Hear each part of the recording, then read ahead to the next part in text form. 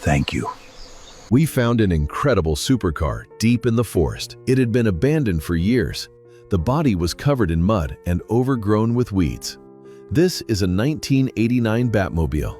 The vehicle is in terrible condition. We're not sure if it can be restored.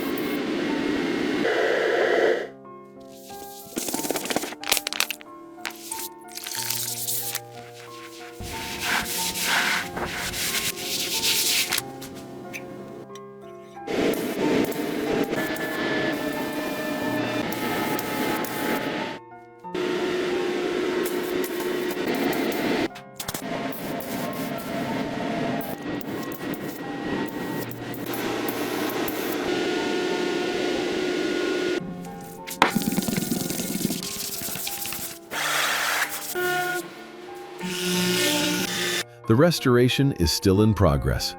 The exterior restoration has already been completed.